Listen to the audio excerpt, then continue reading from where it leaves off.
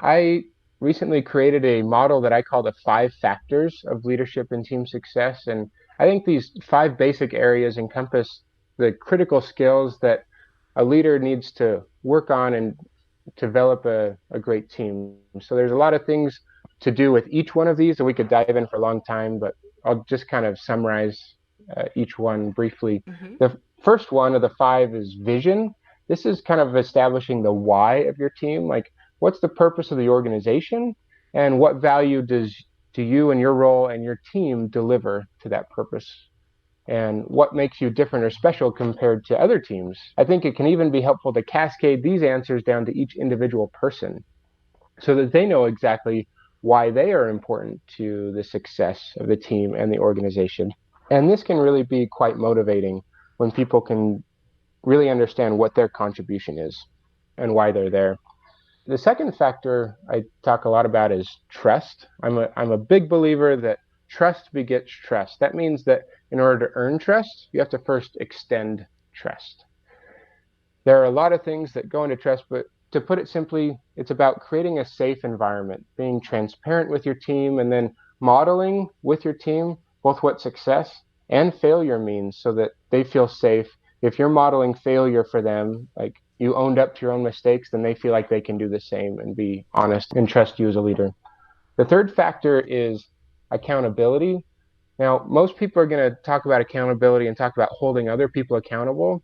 That's important, but in my mind, what's even more important is the idea of developing accountable people who seek to hold themselves accountable. Just think about that and make sure you see the difference in holding people accountable versus developing accountable people. This means that we need to be helping people understand the goals of others and their impact on them. And it's also really about expecting great things out of your team so that they can rise to the occasion.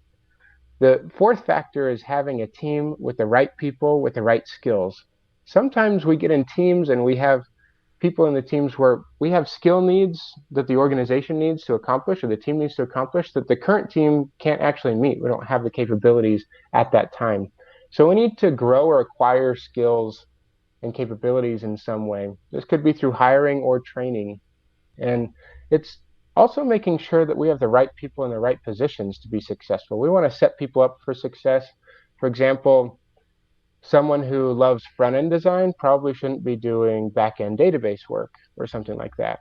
So put people where they can excel and also where they can continue to grow in their career so that they're happy with that. And then the fifth and final factor is what I call collective action. This is where the rubber really meets the road and we start getting results. This is about ensuring people are being collaborative and working together. So I suggest that leaders focus rewards on team achievement rather than individual achievement so that people are encouraged to build up the success of the team rather than focus on personally and be a little bit selfish that way. I also love the idea of yes and during brainstorm and ideation sessions. This comes from the world of actually improv comedy and is encouraged a lot in the world of design thinking. So, for example, if someone has an idea, it's just about how we respond. It's responding with yes and continuing on to build upon their idea rather than saying yes but and turning the corner or just giving them a no when people bring up an idea. This creates an environment that keeps things creative, it keeps a positive spirit alive and encourages engagement in the conversations and keeps ideas flowing and I really like that.